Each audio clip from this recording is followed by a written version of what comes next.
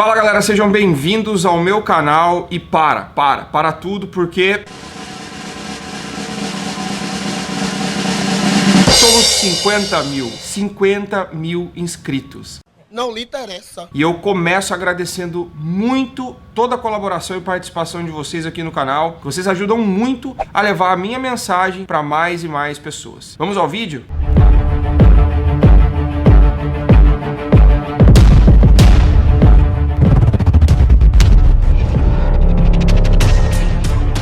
Voltamos. Assunto de hoje é periodização. Se você já acompanhou os outros dois vídeos que eu fiz aqui no canal sobre periodização, e eu tô transformando esses vídeos, na verdade, mais do que informativos apenas, mas em videoaulas, para você tentar melhorar o seu treinamento, tentar estruturar melhor o seu treinamento e colaborar, caso você seja professor de educação física ou treinador, na elaboração dos treinos dos seus clientes. E se você não viu ainda, eu vou deixar no final desse vídeo as duas aulas passadas. Como eu disse na primeira aula, toda periodização parte da formação básica. O que é formação básica para você entender de uma vez por todas? É um momento em que você trabalha elementos que irão contribuir para o objetivo específico. Então, se você mexe, por exemplo, com musculação, você vai trabalhar coisas que são secundárias, coisas que não são diretamente ligadas ao esporte desse atleta, porém contribuem indiretamente. Eu vou relacionar aqui para vocês entenderem as que são realmente importantes no caso da musculação, que é onde eu vou colocar o foco. Então, como nós sabemos no bodybuilding, o importante é que cada vez mais tenhamos um físico mais musculoso,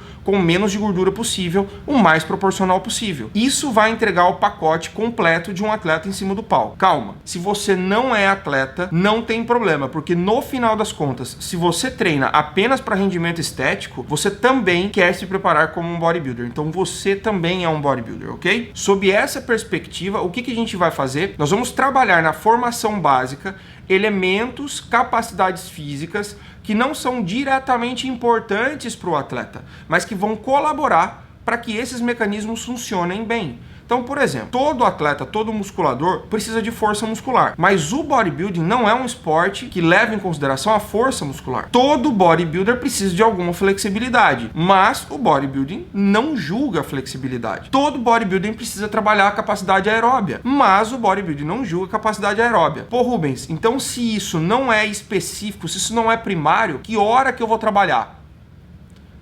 Na etapa de formação básica. Então, a formação básica é o pezão da pirâmide. É aquele momento em que você cria uma base sólida, eficaz, para que a sequência toda do trabalho seja bem estruturada e surte bons resultados. Apesar desse vídeo não ter o intuito de entregar uma receita do bolo, eu prometo que se você ficar até o final, eu vou contar aqui como que você vai fazer uma estrutura passo a passo. A gente vai detalhar exatamente como que você vai fazer a sua formação básica. Flexibilidade. A flexibilidade, apesar de ser muito discutida, é fato de que ela melhora demais a amplitude dos movimentos de trabalho. Ela impede sim e colabora para que você não tenha lesões, porque é óbvio que o músculo encurtado tem muito menos capacidade elástica e com isso rompe as fibras com muito mais facilidade do que o indivíduo que tem um bom alongamento. E calma, a gente não quer que você vá para academia, ficar se esticando por horas, fazendo aula de alongamento, não é nada disso. Mas se tem uma época em que você pode treinar sua flexibilidade, essa época é a etapa de formação básica. Uma etapa onde os treinos de hipertrofia não estão com uma prioridade tão grande. Cuidado apenas, porque treinar flexibilidade não é se alongar. Se alongar é quando você leva o seu músculo num limite suportável. Um treino de flexibilidade ativo ou passivo, ele já leva você em limites superiores. Uma coisa importante que eu sempre digo, os atletas normalmente pecam muito nas poses, muito em função de não conseguirem deslizar as alavancas musculares durante a pose.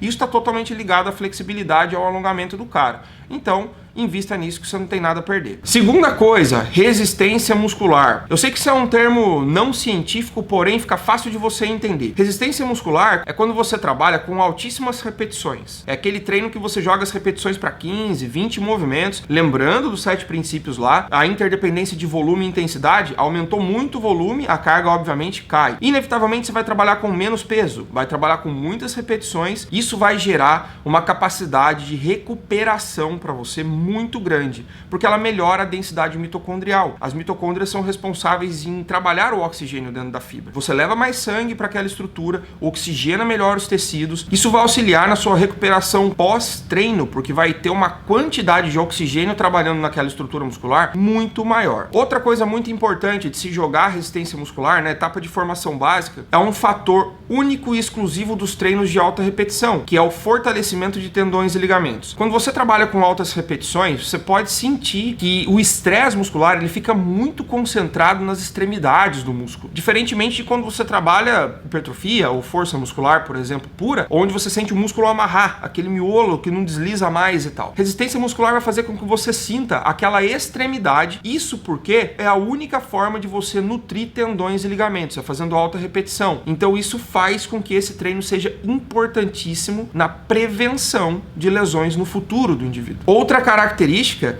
é que se você for somar, por exemplo, a quantidade de caloria que você vai gastar num treino de resistência versus um treino de hipertrofia ou um treino de força, ele vai ser muito maior. Isso porque você fica mais tempo em estresse. Como o número de repetições é maior, você mantém seu batimento numa zona mais alta por mais tempo. Os descansos nesse treino também são menores. E isso facilita com que você gaste mais caloria na unidade do tempo. Número 3, que eu coloco aqui, força coordenativa ou força pura. Pô, Rubens, a gente é bodybuilder, a gente não precisa erguer peso, a gente não precisa ser powerlifter. Entendam que a quantidade de fibra muscular atuando no mesmo movimento do exercício aumenta quando você aumenta a propriocepção e a força coordenativa. Se isso acontece quando você treina força pura, por que não se aproveitar dessa característica para ter mais fibras atuando quando você for treinar hipertrofia? Onde você vai ter uma quantidade de nutriente, um aporte nutricional aberto, porque você não vai estar em restrição calórica, nós vamos falar disso daqui a pouco, e você vai ter a possibilidade de trabalhar com altas cargas, melhorando sua contração intra e intermuscular. O que isso quer dizer? Coordenação intramuscular. Quer dizer que você vai ter mais fibras atuando ao mesmo tempo. É como se você tivesse, por exemplo, uma empresa com 50 funcionários. E para fazer determinada função, você precisa de 10 funcionários. Esse é o seu treino de resistência. Para fazer uma outra função mais difícil, você não faz esses 10 funcionários trabalharem mais. Você chama mais 10 funcionários. Você vai ter 20 funcionários fazendo essa nova função. Esse é um treino de hipertrofia. E quando você faz o treino de força, você aumenta muito a solicitação desses funcionários. Você chama ali 35, 40 funcionários para fazer aquela função. Então entenda que o seu músculo, ele não faz mais ou menos força dentro da própria fibra muscular. Ele chama mais fibras musculares para fazer o trabalho. Então você recruta mais unidades motoras. Se você precisa erguer mais carga, aquela fibrinha que fez 15 movimentos não vai fazer mais força. Ela vai chamar uma amiguinha dela para fazer o trabalho junto. Entendeu? Mais ou menos! Mas o que é coordenação intermuscular? Coordenação intermuscular é quando, além das fibras atuantes dentro do mesmo músculo, você começa a ativar musculatura periférica como estabilizadora ou como função ativa no movimento. Por exemplo, quando você treina peitorais, não adianta ter todas as fibras do seu peitoral ativado, sendo que você depende muito de deltoides e tríceps. Isso é aumento de coordenação intermuscular. Isso vai fazer com que quando você entre num treino visando hipertrofia, você tenha muito mais unidades motoras herdadas do trabalho anterior que você fez de força coordenativa. Essa dica vai de graça, hein? Cardio. Por que fazer cardio? Saiba que treinar o seu cardio, treinar a sua capacidade aeróbia, anaeróbia, é muito importante se você é um bodybuilder. Assim como o treino de resistência, ele aumenta a capacidade do seu corpo oxigenar-se. Ele faz com que você receba muito mais oxigênio dentro do músculo, porque suas veias, seus capilares estão agora com uma capacidade muito maior, muito aumentada devido aos treinos que você fez. Treinar, por exemplo, o HIIT, exercícios moderados de média para alta intensidade, tem como característica primária serem efetivos na etapa de formação básica, porque eles não serão concorrentes de algo específico que você está fazendo, como o treino de hipertrofia, ok? Além disso, ele facilita muito a recuperação entre as séries. Se você tem um organismo muito mais hábil em trabalhar a potência cardiorrespiratória, oxigenar os músculos e ter uma recuperação cardíaca, você recupera muito mais eficaz entre uma série e outra também. Uma boa capacidade cardio ainda facilita que você tenha uma alta remoção do lactato sanguíneo. E isso faz com que aquele lactato que é produzido, sempre foi visto como vilão, vá logo para o seu fígado, seja ressintetizado e volte como uma nova moeda de energia. Potência cardiorrespiratória aumentada facilita esse processo para você e faz com que você tenha mais uma via de fornecimento de energia otimizada no seu organismo. E a dieta, né, Rubens? Como que fica para um bodybuilder que está em formação básica? Primeira coisa, ela deve ser hipercalórica. Se você está começando um trabalho em que você quer potencializar valências físicas no seu corpo, estar em restrição calórica não irá colaborar, porque a restrição te coloca em déficit e o déficit inevitavelmente te coloca numa negativação. Suas estruturas musculares, suas potências dificilmente melhorarão se você não tem um aporte nutricional, multivitamínico, mineral suficiente. Então a dieta tem que ser normo ou hipercalórica. Uma dica muito importante que eu dou: variar as fontes de proteína. Vai ser difícil uma fase em que você vai ter que ficar com a proteína restrita na sua dieta. Nessa fase em específica, eu priorizaria a carne vermelha. Vai te entregar uma quantidade de ferro enorme, uma enorme quantidade de creatina, porque é um dos únicos nutrientes que a gente consome facilmente na dieta que te entregarão. Vegetais verdes e folhas escuras, porque elas são ricas em vitamina C e melhoram a absorção do ferro, impedindo que você tenha anemia. Variar muitos legumes e frutas. Isso vai fazer com que você dependa minimamente de suplementos, tá? Se você tiver um aporte grande de legumes e frutas dentro da dieta, nessa formação básica, você vai ter também uma quantidade de vitaminas e minerais perfeita, ajustada para você dentro da dieta. Se você for olhar num panorama, na divisão de macros, os carboidratos devem ser os líderes nessa dieta hipercalórica, chegando a níveis inclusive de 60% do montante total. Eu diria que 50% da sua nutrição numa etapa de formação básica deve ser provinda dos carboidratos. Em segundo lugar, as proteínas. Elas não precisam ser altas, você não precisa comer proteínas em excesso. Lembra que essa etapa só precisa fazer com que você tenha disposição e energia para treinar. O seu foco nesse momento não é construção de massa magra, e sim aumento das suas valências físicas, aumento de performance. Sua proteína pode ficar ali em 2,5 gramas por quilo de peso corporal. E isso vai fazer com que você chegue ali em 30 mais ou menos, por 30%, 35% da sua quantidade de caloria total no dia. E o restante, 15, 20% no máximo, provindo de boas gorduras, ok? Lembra que você não deve zerar gordura nessa fase. Muita gente tem temor de gordura, e a gordura é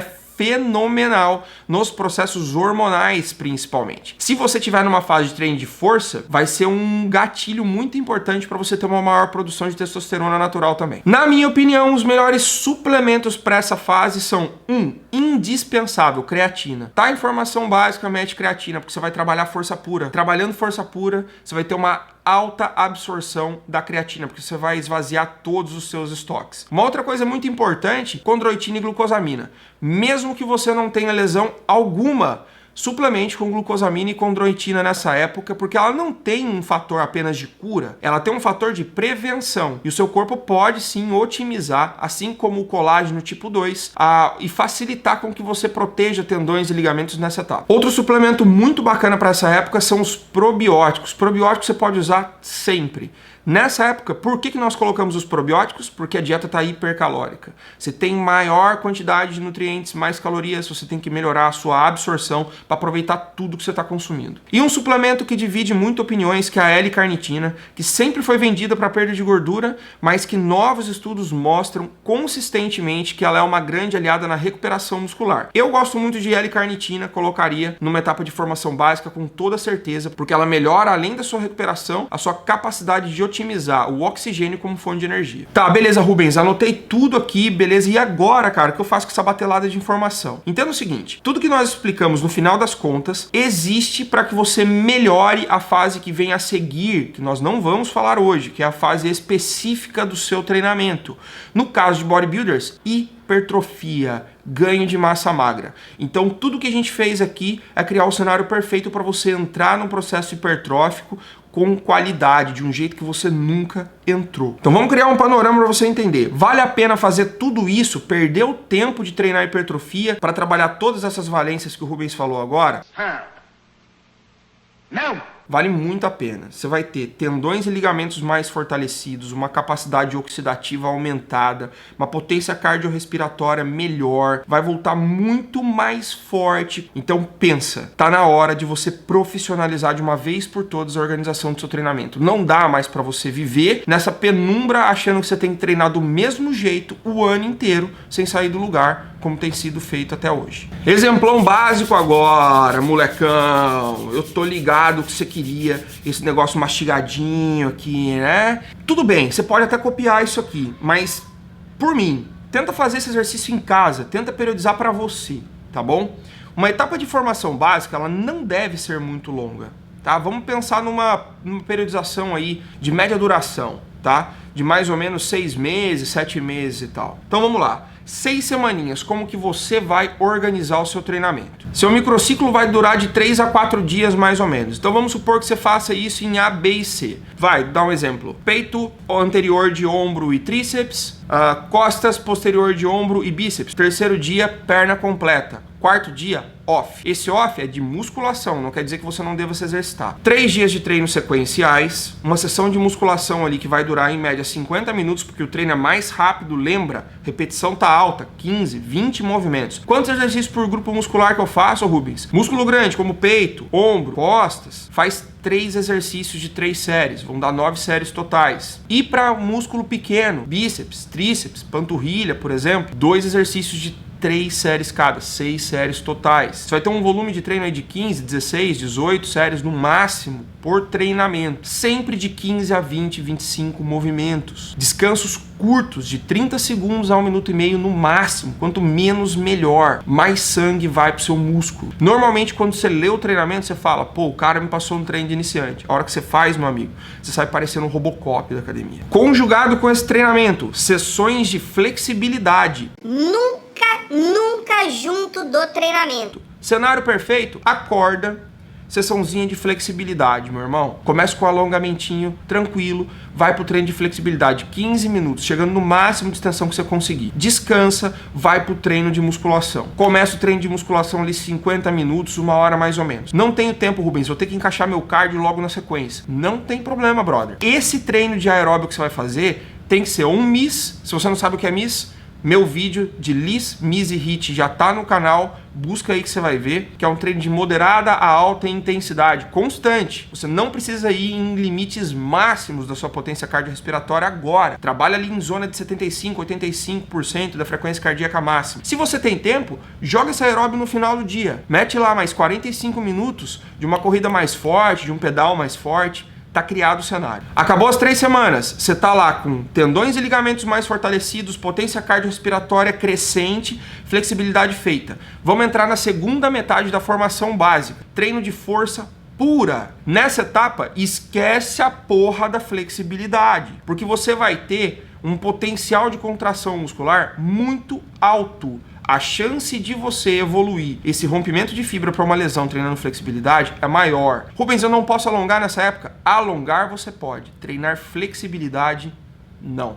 Treino de força, meu amigo, é o seguinte. Você pode fazer ele corpo todo, supino, remada, agachamento, levantamento de terra, alguns arremessos e arranques. Preciso treinar músculo auxiliar? Não. Pô, Rubens, mas eu não vou treinar bíceps? Não. Não vou treinar panturrilha? Não, não precisa. 3 semanas. Você vai fazer força, camarada. Esse treino pode ser segunda, quarta e sexta, séries de 1 a 5 movimentos no máximo. Sempre chega na academia, põe pouco peso na barra, aquece no próprio movimento que você vai executar, lubrifica bem suas articulações e aumenta a carga progressivamente, tá? Essa etapa ainda é magnífica para você trabalhar também o HIIT. O HIIT é intervalado, você chega em potência cardiorrespiratória muito alta. Então o que você pode dividir? Aeróbiozinho pela manhã, treinão de musculação ali no meio da tarde, por exemplo. Isso tudo pode ser mudado, tá? Pode ser adaptado para você, não tem problema nenhum se treinar musculação de manhã. Mas esse treino ele vai ser um pouco maior, porque os descansos também são maiores, entre 2, 4 minutos mais ou menos, com cargas progressivas aumentando entre 1 a 5 movimentos no máximo. E hitzão, ou no final do treino, ou no final do dia, em horário separado, sem um menor problema, tentando chegar no máximo da sua potência cardiovascular. Pô, agora ficou desenhadão pra você, né? 6 semanas aí, periodizadinha. Tenta criar a sua também. Comenta aí pra mim como que você vai dividir o seu treino. Se você faz tempo que treina hipertrofia, eu sugiro que você tente fazer isso e me conta depois aí nos comentários como que foi o rendimento dos seus treinos de hipertrofia depois. Beleza, galera? Eu agradeço demais por você fazer com que o meu canal chegue aí nos 50 mil, mas eu tenho um desafio pessoal para vocês. Vamos bater 100 mil até dezembro?